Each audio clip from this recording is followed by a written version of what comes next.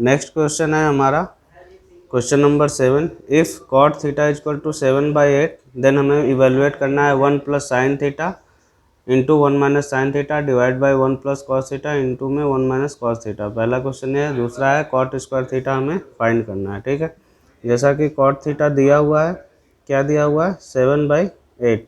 हम एक ट्रायंगल बना लेते हैं, उससे आसानी हो जाएगी समझने में। ये एंगल ए है, ये एंगल बी है, ये एंगल सी है। इसको हम लेट से जूम करते हैं थीटा। ये एंगल बी हो गया 90 डिग्री। ठीक है, अब ये हो गया थीटा के सामने की भुजा परपेंडिकुलर हो गया, ये बेस हो गया और ये हाइपोटेनस हो गया। ठीक है, अब कॉट थीटा इक्वल टू क्या होता है? कॉट थीटा इक्वल टू होता है base upon base upon perpendicular. ठीक है, तो बेस कितना है? BC है, BC अपॉन AB।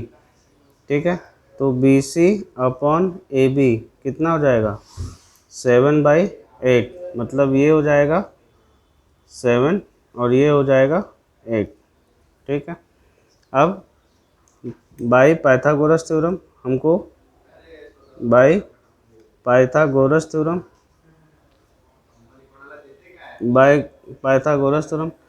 AC की वैल्यू अगर हम कैसे निकालेंगे?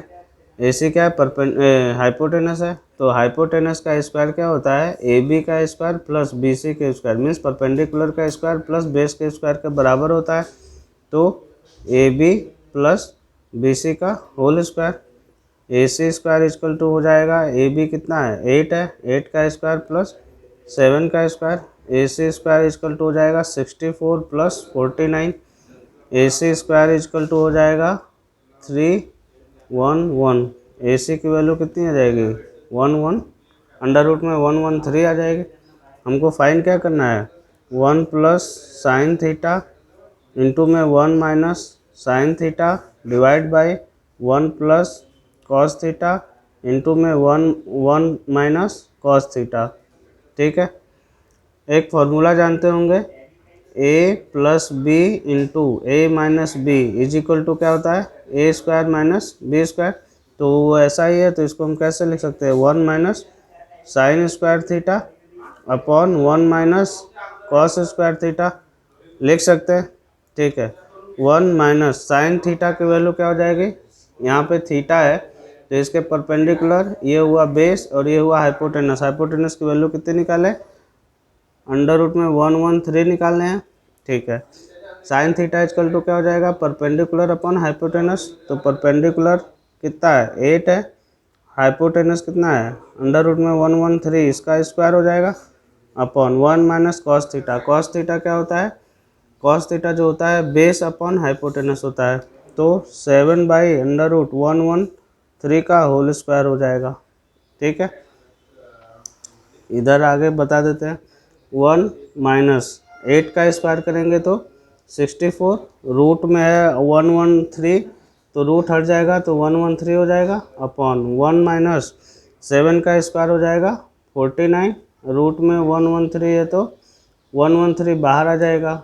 ठीक है, अब 1 माइनस 64/113 है, तो इसको हम कैसे सॉल्व करेंगे? पहले हम सॉल्व कर लेते हैं। पहले इसके नीचे कुछ नहीं तो 1, इसके नीचे कुछ नहीं तो 1 होता है। 113 इसका क्या हो जाएगा? 1 और 13 का एलसीएम आ जाएगा 113 का। 113 को जब हम 1 से डिवाइड करेंगे तो 113 टाइम जाएगा और 1 से जब मल्टीप्लाई करेंगे तो 113 आ जाएगा। तो ये 113 हो गया। 113 से 113 को डिवाइड करेंगे तो 1 में 64 को मल्टीप्लाई करेंगे तो 64। ठीक है, ठीक है, ऐसे ही 1 और 113 का लेंगे एलसीएम तो 113, इसको करेंगे 113 टाइम जाएगा, मल्टीप्लाई करेंगे तो 113 आएगा। ठीक है, -49। अब क्या हो जाएगा? अब ये देखिए 3 4 मीन्स 13 में से 4 जाएगा तो 9, 10 में से 6 जाएगा तो 4। 49/113 डिवाइड बाई 13 में से 9 जाएगा तो 4 और 10 में से 4 जाएगा तो 6 डिवाइड बाई 113। इसको कैसे लिखते हैं? 49/113 3, ये ऊपर जाएगा तो मल्टीप्लिकेशन में हो जाता है 113/64, 113 से 113 कैंसिल आउट, तो ये कितना जाएगा 49/64, ये इसकी वैल्यू आ जाएगी। दूसरा क्वेश्चन क्या है, दूसरा है सिंपल कॉट स्क्वायर थीटा है। कॉट थीटा की वैल्यू दे रखा है कितना 7/8, इसका स्क्वायर कर दीजिए तो कितना आ जाएगा 49/64, ये इसका आंसर हो गया। तो ये क्वेश्चन नंबर 7 समझ में आया। पहले कॉट थीटा दिया हुआ है, उसकी वो एक ट्रायंगल बनाएंगे, फिर उसकी वैल्यू फाइंड कर देंगे हाइपोटेनस का, फिर साइन थीटा कॉस थीटा की वैल्यू निकाल करके इसमें पुट कर देंगे इस इक्वेशन में, फिर उसको सॉल्व करते जाएंगे तो आंसर आ जाएगा। अब चलते हैं नेक्स्ट क्वेश्चन नंबर 8 पे।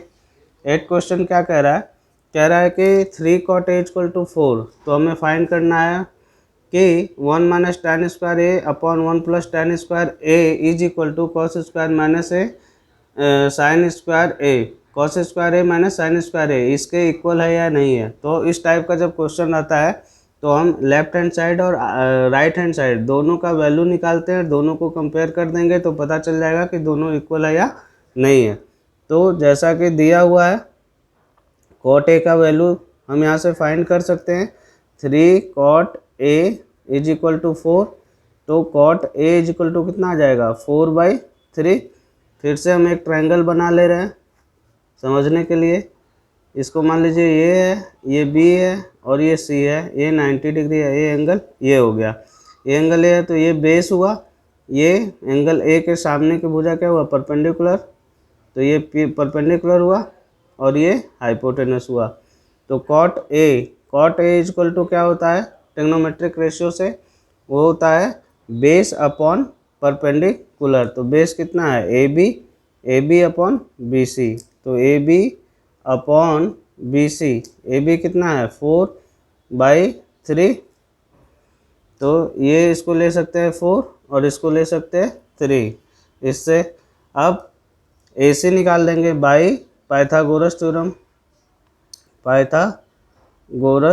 थ्योरम, ठीक है। वो क्या कहता है कि हाइपोटेनस का जो स्क्वायर होता है वो परपेंडिकुलर के स्क्वायर प्लस बेस के स्क्वायर के बराबर होता है। तो लिख देते हैं AC² = BC² plus AB square, AC² = BC कितना है 3 है, 3 का स्क्वायर प्लस 4 का स्क्वायर, AC² हो जाएगा 9 + 16, AC² हो जाएगा 25, AC हो जाएगा रूट में 25, AC हो जाएगा 5, तो AC हमारा कितना आ गया 5, ठीक है। अब LHS ले लेते हैं। LHS क्या दिया है 1 - tan square A upon 1 + tan square A दे रखा है, ठीक है।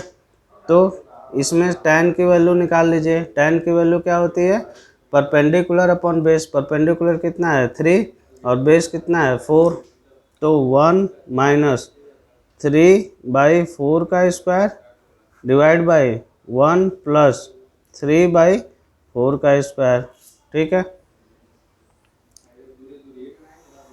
अब क्या हो जाएगा 1 - 9/16 डिवाइड बाई 1 + 9/16, फिर से वही, इसके नीचे कुछ नहीं तो 1, इसके नीचे कुछ नहीं तो 1, 1 और 16 का एलसीएम क्या होगा 16, 16 को 1 से डिवाइड करेंगे तो 16 टाइप 1 से मल्टीप्लाई करेंगे तो 16 - 16 को 16 से डिवाइड करेंगे तो 1 और 9 से मल्टीप्लाई करेंगे 1 को तो 9, ठीक है। ऐसे ही इसका एलसीएम क्या हो जाएगा 16, 16 को 1 से डिवाइड करेंगे तो 16 टाइम मल्टीप्लाई करेंगे तो 16 आ जाएगा प्लस 9 आ जाएगा, ठीक है।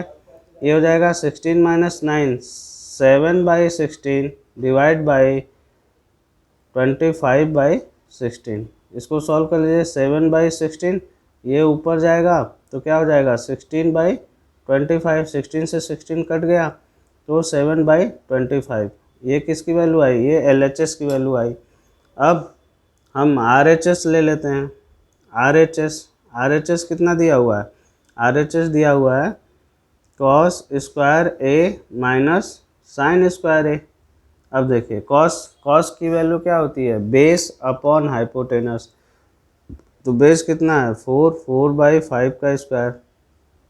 और साइन क्या होता है परपेंडिकुलर अपॉन हाइपोटेनस, तो परपेंडिकुलर कितना है 3/5 का स्क्वायर, सॉरी होल स्क्वायर आ जाएगा, होल स्क्वायर आ जाएगा। ठीक है, इसको हो जाएगा 16/25, ये हो जाएगा 9/25। ठीक है, तो 25 और 25 का एलसीएम अगर लेते हैं तो ये हो जाएगा 25, ये हो जाएगा 16, ये हो जाएगा 9, ये कितना आ रहा है 17/25। ये देखिए किसके बराबर है, ये एलएचएस हम निकाले थे, ये एलएचएस की वैल्यू आई थी और ये आरएचएस की वैल्यू आई है। ठीक है, तो यहाँ पे क्या है LHS is equal to RHS, then हम क्या बोल सकते हैं, देन ये बोल सकते हैं ना कि 1 - tan² A upon 1 + tan² A is equal to cos² A minus sin² A, दोनों क्या है इक्वल है, both are equal, hence proved. ठीक है, मीन्स इसको बोल सकते हैं कि दोनों इक्वल है। पूछ रहा है कि ये इक्वल है कि नहीं, तो yes this equation are equal. Next question चलते हैं, 9th नंबर का क्वेश्चन कह रहा है कि in triangle A B C right angle at A, means B पे कह रहा है 90 डिग्री का कोण बन रहा है, tan A इक्वल टू 1/√3 दिया है, तो हमें ये फाइंड करना है sin A into cos C plus cos A into sine C, दूसरा cos A into cos C minus sin A into sine C की वैल्यू फाइंड करनी है। तो इसका सोल्यूशन क्या हो जाएगा, पहले हम एक ट्रायंगल बना लेते हैं, ट्रायंगल बना लेते हैं कौन सा, बोल रहा है ए बी सी, तो ए बी सी, बी पे कह रहा है 90 डिग्री का है। ठीक है, अब दे रखा है tan A is equal to 1/√3 दे रखा है, tan A क्या हो जाएगा, अगर ये एंगल ले रहे हैं तो इसको हम रोटेट कर देते हैं इस तरीके से। आप ऐसे भी निकाल सकते हैं कि इस वाले साइड पे क्या बना है एंगल बना है, इसके सामने का भुजा क्या हो जाएगा इसके रिस्पेक्ट में, ये परपेंडिकुलर और ये बेस और ये हाइपोटेनस हो जाएगा। नहीं समझ में आ रहा है तो इस ट्रायंगल को मूव कर देते हैं, रोटेट कर देते हैं, रोटेट करेंगे तो ये यहाँ पे, बी यहाँ पे और सी यहाँ पे। ये देखिए ए बी हमारा क्या है इसमें बेस है, तो यहाँ पे भी क्या हुआ बेस, और बी सी यहाँ पे क्या है परपेंडिकुलर है, तो यहाँ पे भी क्या हुआ परपेंडिकुलर, और ए सी क्या है हाइपोटेनस, तो ये भी हाइपोटेनस। अब tan A इक्वल टू क्या होता है परपेंडिकुलर अपॉन बेस होता है, तो परपेंडिकुलर कितना है BC अपॉन AB, इसका मतलब ये हुआ BC अपॉन AB की जो वैल्यू है वो 1/√3 दिया हुआ है, मतलब BC बराबर 1 दिया है और बेस जो AB है वो √3 दिया है by Pythagoras theorem, Pythagoras theorem.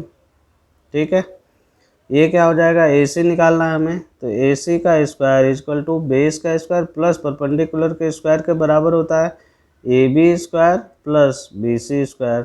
AC square equal to क्या हो जाएगा AB कितना है √3 का स्क्वायर, ठीक है, प्लस 1 का square. AC square equal to √3 का स्क्वायर करेंगे तो रूट हट जाता है तो 3 आ जाएगा plus 1। AC square equal to 4, AC equal to √4, AC equal to 2, AC की वैल्यू कितनी आ गई, इसकी वैल्यू आ गई 2 आ गई। अब क्वेश्चन में क्या कह रहा है, पहला क्वेश्चन जो कह रहा है sin A इंटू में cos C plus cos A into में sin C। ठीक है, अब sin A देखिए परपेंडिकुलर अपॉन हाइपोटेनस। ठीक है, तो परपेंडिकुलर कितना है BC है, इसको ऐसे लिख सकते हैं BC अपॉन AC। ठीक है, अब पूछ रहा है cos C बोल रहा है, cos C, अब इस ट्रायंगल को भी यूज कर सकते हैं cos C अगर आप देखेंगे इसमें तो cos C क्या होता है, वो होता है बेस अपॉन हाइपोटेनस, तो बेस कितना है BC, तो ये हो जाएगा BC अपॉन AC हाइपोटेनस। ठीक है, प्लस cos A देखिए cos A क्या हो जाएगा base upon hypotenuse AB upon AC। sin C कह रहा है, sin C क्या हो जाएगा perpendicular upon hypotenuse AB upon AC। अब इसकी वैल्यू रख दीजिए, BC कितना है, BC हमारा 1 है, AC कितना है वो 2 है, इंटू में BC कितना है 1 है, ए सी कितना है 2 है, प्लस ए बी कितना है, ए बी है √3 अपॉन ए सी 2 है, इंटू में ए बी कितना है, ए बी है √3 अपॉन 2, ये हो जाएगा 1/4, ठीक है, प्लस ये √3 करेंगे तो 3/4, ये 1/4 प्लस 3/4 कितना हो जाएगा 4/4 इक्वल टू 1, ठीक है, 1 इसका आंसर है। दूसरा क्वेश्चन क्या कह रहा है, दूसरा क्वेश्चन कह रहा है cos A into cos C minus sine A into sine C. अभी आपने निकाला है वैल्यू किसका, cos A का, cos A का यहाँ से देख सकते हैं ए बी अपॉन ए सी है, cos A A B upon A C means base upon hypotenuse, तो A B upon A C, cos C का वैल्यू क्या होगा B C means cos C क्या होगा, इसके लिए ये बेस हो जाएगा तो बेस अपॉन हाइपोटेनस, तो क्या हो जाएगा बी सी अपॉन ए सी, ठीक है, माइनस साइन ए क्या होगा perpendicular upon hypotenuse means B C upon A C, B C upon A C into में sine C perpendicular upon hypotenuse A B upon A C. अब value रख दीजिए, A B कितना है, A B आपका दिया है √3 अपॉन 2, बी सी कितना दिया हुआ है, बी सी है 1/2 माइनस बी सी कितना है 1, ए सी कितना है 2, ए बी कितना है √3/2, तो ये हो जाएगा √3/4 माइनस √3/4, तो ये इसकी वैल्यू कितनी आ जाएगी 0, तो ये आंसर हो जाएगा, ठीक है, ये क्वेश्चन नंबर 9 हो गया।